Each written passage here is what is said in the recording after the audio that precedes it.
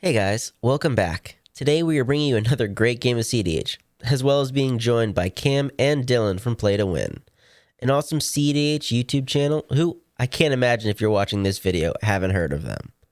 But today we got to showcase two new Crimson Vow commanders, and oh boy, they pack a punch, or should I say a kick in case of Grolnok. But regardless, this was a fun game to watch, and I definitely can't wait to play with them again. Also, if you're interested in playing with us, hop on our Discord.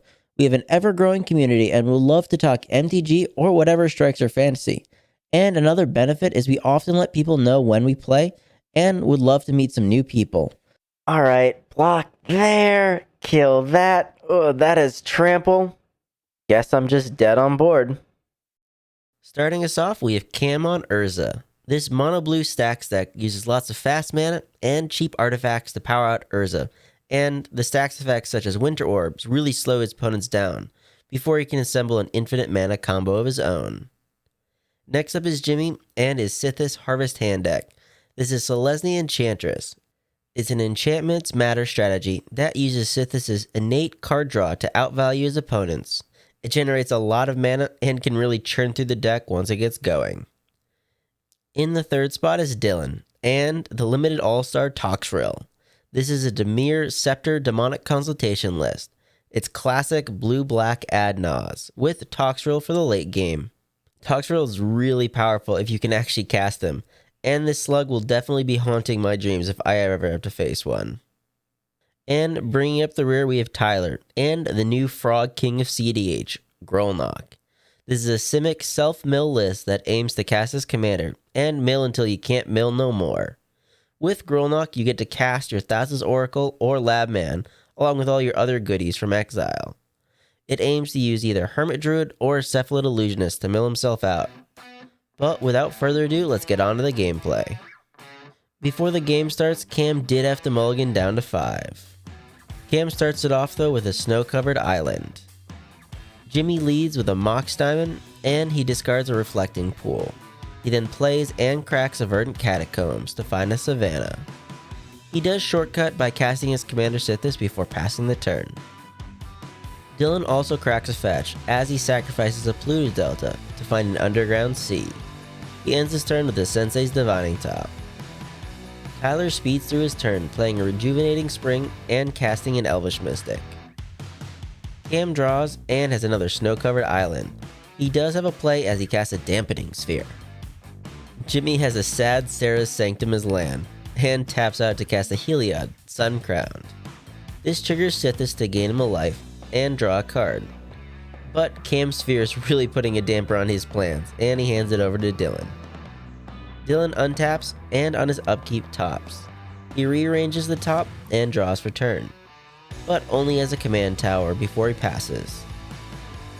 Tyler has a Mana Conflux as land and taps his elf for a Wild Growth on his springs. He then fights through the sphere as he casts a 3-mana Talisman of Curiosity. Cam has another snow-covered island, funneling all his mana into a Basalt Monolith. Jimmy likes what he drew and casts a Sanctum Weaver. He gains another life and draws off Sythis.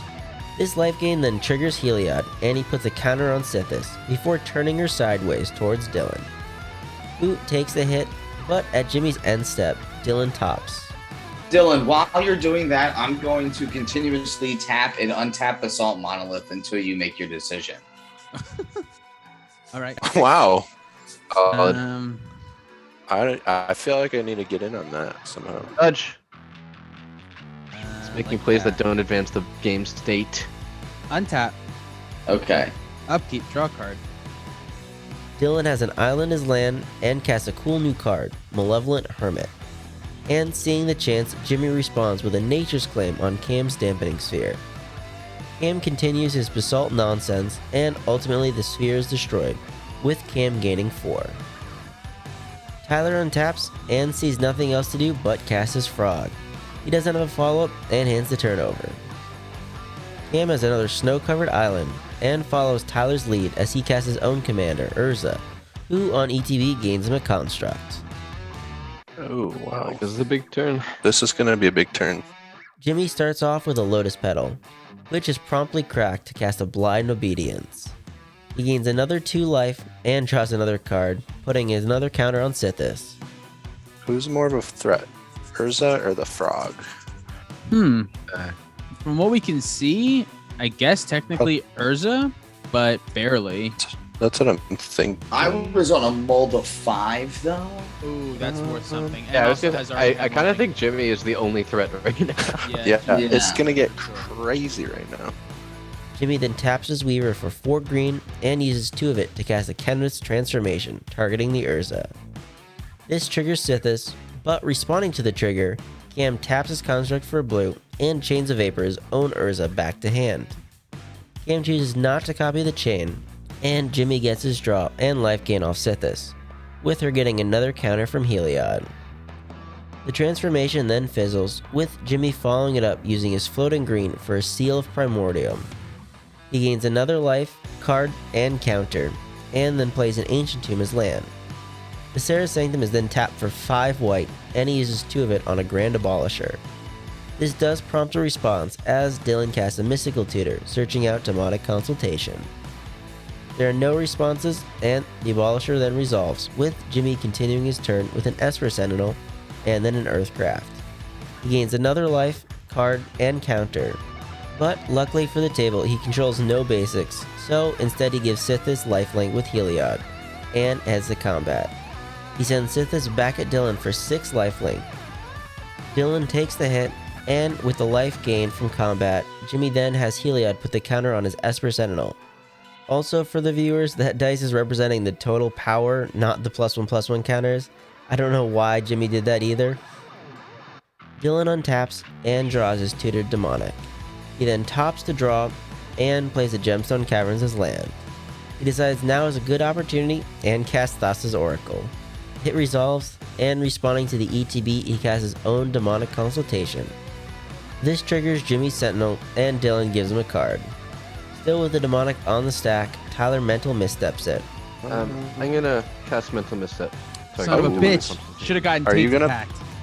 And also gives a card to Jimmy. The Demonic is countered, and Dylan looks at the top 3 with his Thassa's ETB, but has nothing else and passes. Tyler starts off his turn with a Mana Crypt. He gives another card to Jimmy, and then proceeds to combat. He sends his Frog at Cam, and on attack mills 3 cards into exile with Crow counters. Cam takes the hit, and on his second main, Tyler casts the exiled Mox Amber. He then follows it up with a Traumatize on himself. With this pseudo Adnaz on the stack, Cam responds by casting a Snapback, exiling his bounced Urza. He really wants to remove this frog before the milling happens. This does though give Jimmy another card, but Tyler wants his Croak counters, so he fires back with a Fierce Guardianship. This does the trick, and Tyler mills half of his library, with all of his permanents going into exile. Tyler then starts by casting his free mana artifacts, Mox Opal, Jeweled Lotus, Lotus Petal. He then loses 1 to tap his Mana Conflicts for mana, and casts a Soul Ring, which goes into a Mana Vault, which then gets tapped for a Grim Monolith, with 2 floating colorless. His Elvish Mystic then gets tapped for green to cast a Sylvan Safekeeper. Luckily, Tyler hasn't played a land for turn as he plays a Gaia's Cradle, which gets tapped for 3, and along with his colorless and tapping his Safekeeper, he convokes out a Court of Calling for 2. He grabs a Cephalid Illusionist. He decides he needs to go all in and sacrifices a land to the Safekeeper to give the Illusionist Shroud. This triggers to mill himself for 3, and with the Safekeeper's ability still on the stack, he then sacrifices his Gaia's Cradle to the Safekeeper to give the Illusionist Shroud again, and mill himself another 3. This time he mills the Lightning Greaves he wanted for his combo. However, he lets the ability resolve, and then proceeds to cast the Greaves, only to realize the Illusionist now has Shroud, and can't be targeted for the equip on Greaves. He did mill his Hermit Druid though, and taps his Grim Monolith, along with his Mox Opal to cast him. However, this time Jimmy does have a response, as he uses his Seal of Primordium to destroy the Greaves, and really ruin Tyler's day. But nonetheless, Tyler continues by casting his exiled Crow Mox, imprinting a Muddle the Mixture. He then uses that for an Arcane Signet, which gets tapped to cast the Mystic Remora, and finally end his turn. Cam untaps and pays 6 to recast his Urza. It ATBs and gains him another construct. But he lacks a follow-up and hands it to Jimmy. Jimmy goes to his turn and can't believe he made it. He starts off with a Sylvan Library. He gives a card to Tyler and gets a draw and a life off Sythis, putting the counter back on Sythis. He thinks he found what he needs as he shocks in a Temple Garden to cast a Whirly Tutor. He gives another card to Tyler and searches out a Walking Ballista to the top of his library. He then taps his Serra's Sanctum for 6 white to cast a Nevermore. I'll name Walking Blue. Polymorph. Good call. He gets to draw another card from Sythis to draw the Walking Ballista. He then taps his Weaver for 7 green and casts the Ballista for X equals 2, following up by giving it lifelink with Heliod. To give this life link, which will replace the counters as I remove them and essentially wipe the board. Yeah, sure. You're only gonna wipe the board? Wipe the board of creatures and players. Ah, okay. Oh, I see what you mean by wipe the board now. You want to just kill all the creatures and pass the turn? Yeah, do that. Yeah, we're dead. He's gonna kill. Yes. He's gonna kill everyone but me, and then he's just gonna target Cephalid Illusionist until I have 0 cards in library and make that'd me be really funny. means to my draw. Game review. Thanks so much to Dylan and Cam for letting Jimmy join for those sweet games. They ended up playing a few games that day, and I know they'll most likely make an appearance on Play to Win's channel in the future, so make sure to check them out. As for the game, I can't believe how well Grolnok did, and I thought it was a cool commander when it was first spoiled, but I didn't realize the synergy it had with certain cards. As for the rest of the game, I think it led down to the fact that Sythis is an unassuming commander, so overall Jimmy was left untouched for most of the game. And after he was able to remove the Dampening Sphere to stop him from going off, the table had already used most of their interaction, stopping each other. Plus, with the Abolisher, all he needed to do was get back to his turn. I do think it was unfortunate that Dylan, while almost winning, didn't actually play a lot of Magic that game. While he did have his top, he wasn't able to find much acceleration, and that prevented him from having the protection for his combo.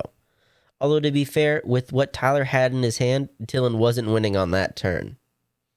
Hey guys, thanks for making it to the end of the video. I just wanted to let you know that we have a TCG affiliate link, and if you ever see a card you want to try or are inspired to brew something new, use our link when purchasing and we'll receive a small portion of the sale. This is a great way to support the channel, and if you enjoyed the gameplay, please leave a like and subscribe, as it really helps us keep making videos. And remember, never give up, even if you're dead on board. I'll see you guys later.